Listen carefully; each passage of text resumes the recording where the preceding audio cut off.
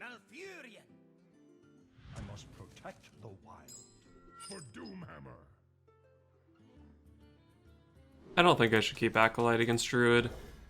It's okay against Spiteful. Play it out against like Fireflies and stuff. But it's definitely not very good against Taunt Druid, and it's not even that good against Spiteful.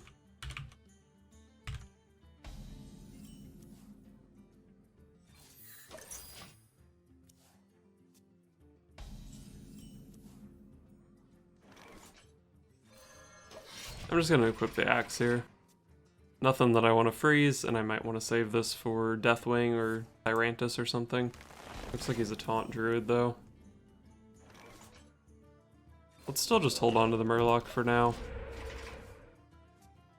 I'm not really sure about this matchup. Sometimes they can apply a lot of pressure, but Hex is really good against Witching Hour. I'm not convinced one way or the other. Alright, I'll play the Burlock here since it gives my guy stats. Elements guide me. And I'll swing into that. I think there's a good chance I'm going to swing into it and zap anyway. So I may as well swing into it here, that way my weapon is freed up for next turn. Or I guess sometimes I play Lightning Storm, but not very often I don't think.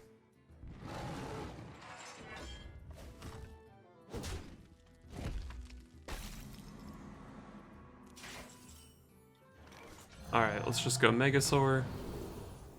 Plus attack. Let's try to beat him up. He is going into his Primordial Drake turn, so maybe I want health. Let's go health. Keep my boys alive against Primordial Drake. Maybe I just do this instead. Since I didn't get an aggressive line, hold on to the zap. He might Primordial Drake here, and then maybe I go like zap, weapon, and Gentle Megasaur into it.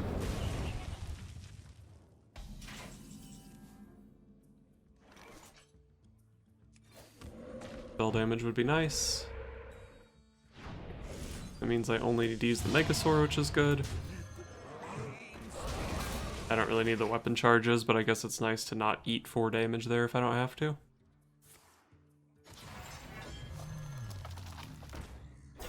Okay.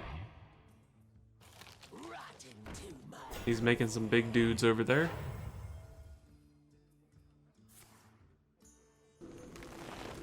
Alright. Is this a good enough board to Lightning Storm, or should I just play some Murlocs here? We have spell damage in play, which is nice. And getting more than 3 out of this guy could also be nice. But the AoE is also pretty strong once he starts doing Hadronox plays. Let's Storm. Bring the pain. See what we can draw here. And I guess we'll just play this guy. And since one of these is likely to end up trading with this guy, we'll go ahead and put the 2 damage in.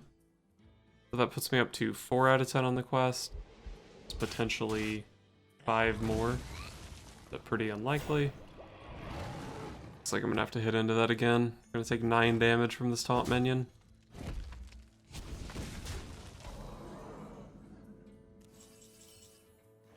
It's more Murlocs. So it puts me up to, what, 6 out of 10? So I can actually finish my quest next turn. Alright, I might still be in this. My health total's pretty low. But maybe I can pick up Hagatha and find some healing rains or something.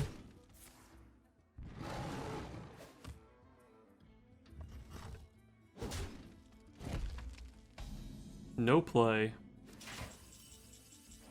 Pretty scary. I'm at 6, right? So let's just complete here. I do need to Hex at some point, but I don't need to do it until after his Hadronox dies. Because he won't be playing Witching Hour before then.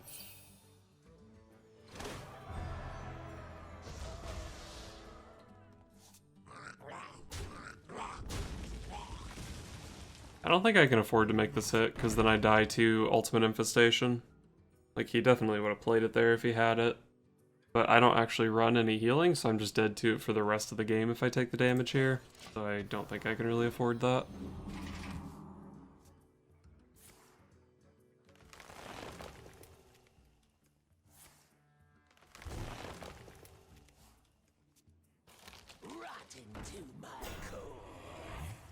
Okay, my board is good enough to deal with all this stuff.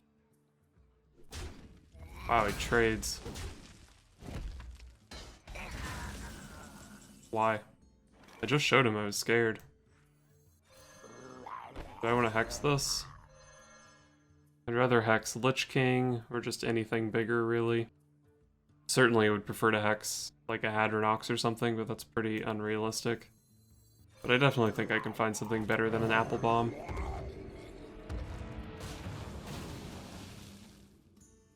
Three mana to work with. Wow, no War Leaders. That's a bummer. That gives my guys 2 health, so he would save this one, but one of these is still gonna die. These lifesteal guys might actually come in handy at some point. Maybe I just get those down so I can start healing out of range. Although at 8, I don't die to any... Like, there's no single turn play that kills me from 8. It probably shouldn't be too much of a priority.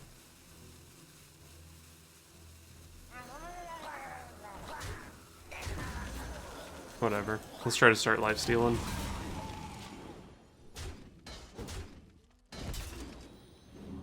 I don't know why I hit him in the face with the weapon there. I was thinking I'm probably not going to have the luxury of hitting into a minion, but maybe if these lifesteal guys stick for a while, I will.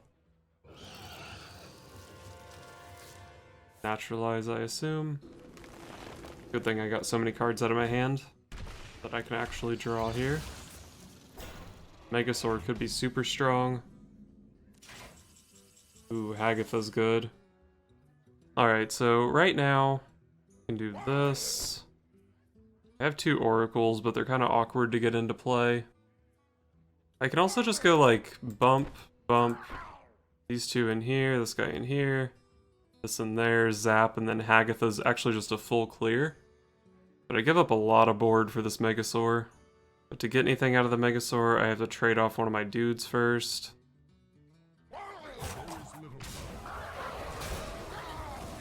I don't know. Maybe I'm being dumb here.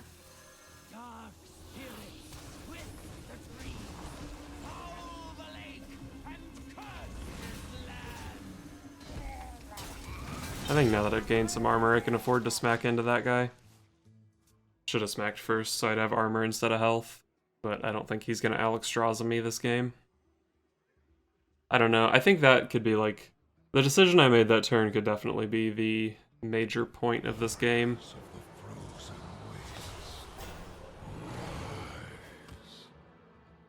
I definitely think there's a chance that going for Megasaur made a lot of sense. I could have also even like zapped my healing totem that turn so I didn't have to trade off a Murloc. Maybe that was the way to go. Hard to say though. Okay, so I want to hex the Lich King. It deals with it this turn, and it deals with it when he pulls stuff back off of Hadronox. So I have 6 mana to work with. Probably just want to get some bodies in play for a Megasaur next turn, which probably means double 1-drop plus a 3-drop. So probably this to play around swipe. Lightning Storm could be okay. Wind Fury Rockbiter is a real thing. Hex, Zap, Rockbiter, Wind Fury. Surprisingly close to lethal. Nope, not that one.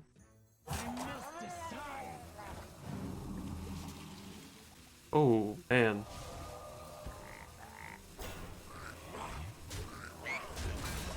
So double Rockbiter, Wind Fury. That's 12 from hand, plus twice whatever my biggest minion is. Yes, Frog coming in. Coming in clutch. Sick. Yeah, so he's super dead here. How dead can I make him here?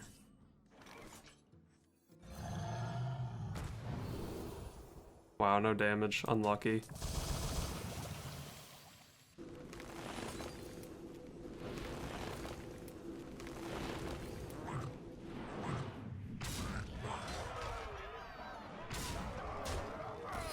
He actually wasn't as dead as I thought.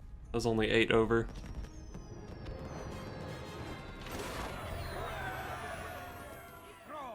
Versus Maiev. None can escape my fury. For Doomhammer. Man, the rogue matchup is going to be tough. Might even keep the Lightning Storm. I think I just have to curve out with Murlocs against Rogue. There was a point where I was playing like Stonehill Defender. I feel like that makes the aggro Rogue matchups a little bit more winnable.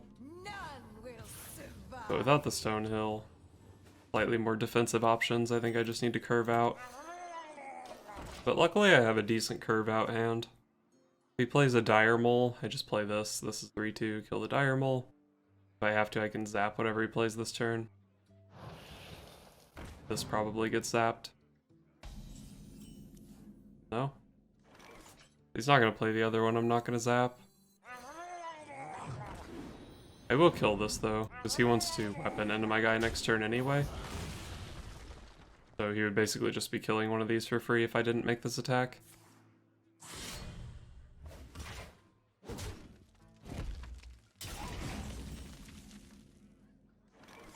I really don't love playing this guy for 1.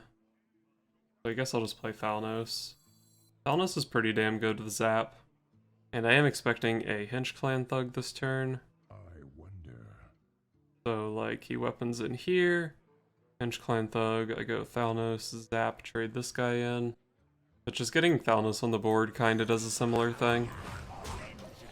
And I'd like to be able to play 2 Murlocs next turn instead of 1 this turn.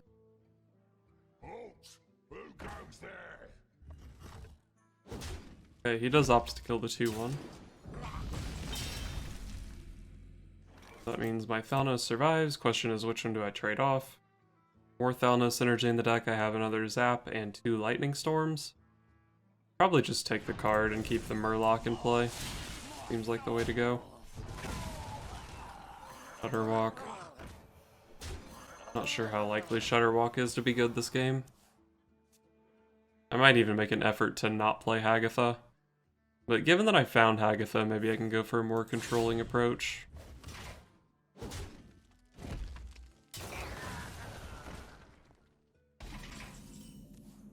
Alright, that guy's kinda weak. Taunt Totem is nice for sure, protect my Murlocs.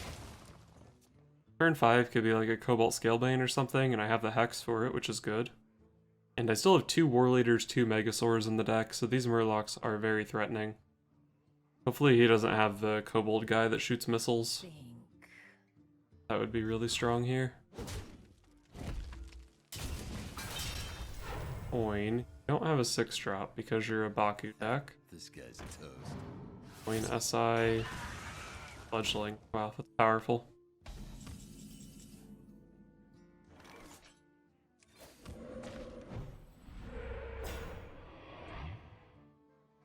I have 2 hexes, so I guess I'll use one here. And it looks like I'm just going to play for Hagatha this game. I don't have any Murloc support in the hand. I don't really even have a play next turn. And my board is dying, so I'll just trade off into his guy. Alright, probably hex that guy too. Spell damage totem would be nice since I picked up the Lightning Storm, but that's fine. So as of right now, all that my Shudderwock does is summon 2 1/1 Murlocs. But I can make it also do 3 damage to all minions if I play Hagatha first. Why is he not playing anything? What is his hand? Like Leroy, Vile Spine, Double Cold Blood, Fungal Mancer. Well, I'm not going to play Hagatha and kill my own stuff. I guess I'm just going to pass. Maybe if I had like a Ghostlight Angler in my hand that could actually take advantage of her hero power, I would have been more inclined to play her there.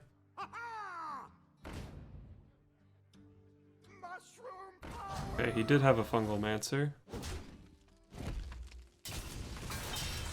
Wonder if I just play Shudderwock here. Summon 2 1/1 Murlocs. OP. I can also just go Tidecaller Lightning Storm. Push 2 damage with my guys in play, unless I miss the roll on the deckhand. I guess I'm just gonna go for Hagatha here.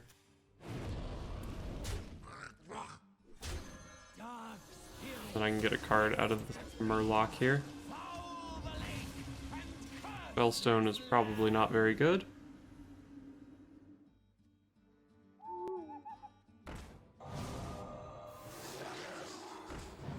Okay, he did have a Vile Spine. And Owl was probably a card that should have been on my mind. Do I want to play Shudderwock here? Doesn't do much. I have so much AoE, it might be right to just play some of it here. I guess I'm just gonna pass. Alright, that's probably good enough to get a Volcano out of me. God, I took so much damage. It's really scary considering these cards are likely to be Leroy or something. But I guess if they were Cold Bloods, he probably would have Cold Blooded here. I can actually go Acolyte Volcano here, because he has 8, 11, it's 14 health. So that's good. Draw some cards off the Acolyte. Volcano seems better. Oh, found the quest.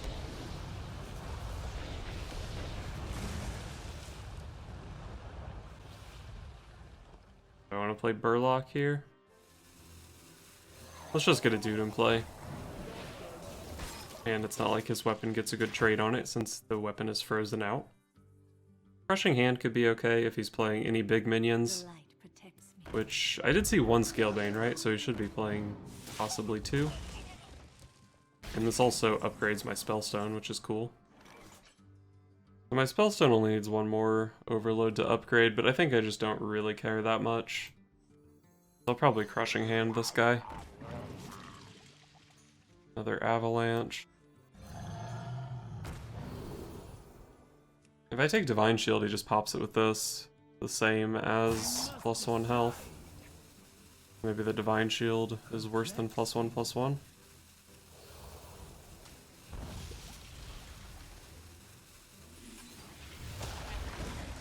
It's showing 3. It's actually still pretty hard for me to die here. Like, Leroy double Cold Blood is not good enough. That guy's big.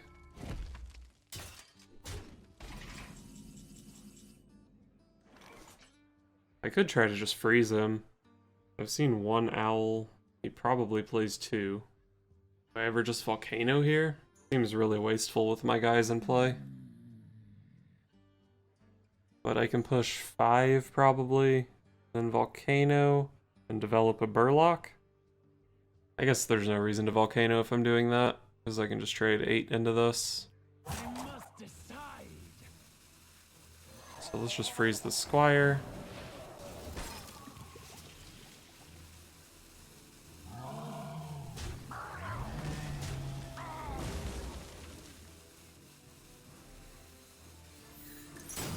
I guess I'll get this in play here. Probably should have played it first, because there was like no way I was ever hitting a relevant 5 mana spell there.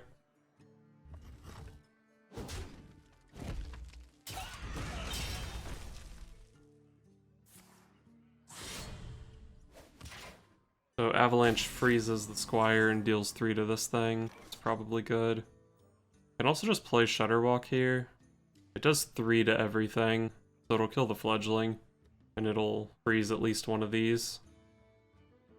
Alright, let's just play this guy. It's a guaranteed kill on the Fledgling. And if I hit things in the right order, I actually make a board with the Tidehunter Battle Cries plus Megasaur. Looks like the Hagatha's being slow though. I don't think I get anything out of this really. The heal is nice. I'm up to 2 out of 10 on my quest now. So Ghostlight Angler puts me up to 7. And then I have 2 War Leaders and a Rockpool Hunter. So I can technically finish it. Okay, he did have the Owl, so it's a good thing I didn't go for the freeze on the Baku that one turn. Unless he just drew it. I don't really know. He could have silenced this guy to push 1, I guess. Alright, so this should be probably just Avalanche, Tidal Surge, Rockpool, push 6. I think I like the look of that. Unless I just hit lethal here somehow. Actually pretty good.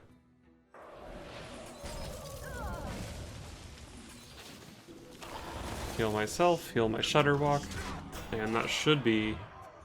Well, I shouldn't say that should be game. He can have something plus Vile Spine here. It's not like my hand is very good, but it's pretty hard for him to ever get minion damage with all of this removal. Nice. Okay, so I mulliganed the quest and still got there, because Hagatha's pretty good. It seems like every deck I've played in this expansion has started out going fairly well, and then in the last stretch of games I lose like 7 in a row. And this deck was no exception, but I did still end up winning about a third of my games. As far as changes to the deck, I think the first version I showed was playing 2 copies of Stormforged Axe. Currently I'm trying out Healing Rain over those. They're both anti-aggro cards, but I feel like I have a lot of stuff to do on turn 2, and Healing Rain is more useful in the mid to late game when you're actually dying. But the Stormforged Axes were okay. One concern I still have is the strength of Shudderwock in this deck. Sometimes you can build a little bit of a board with like Tidehunter Battlecries and then maybe you get a Megasaur on top of that, but if you've also played Hagatha, chances are you're killing your own Murlocs, and the Hagatha actually deals 3 damage to the Shudderwock as well. But I'm not really sure how I can make the Shudderwock better. I tried playing a Stonehill Defender in one of my versions. It's a decent anti-aggro card, but it doesn't really support the Shudderwock that well since you're already filling your hand with random cards from Megafin, so the Stonehill's Battlecry doesn't actually support it that much. I've tried Serenite Changang, which I think was pretty good, but even the second copy of the Shudderwock is a 6/3 once it gets damaged by the Hagatha.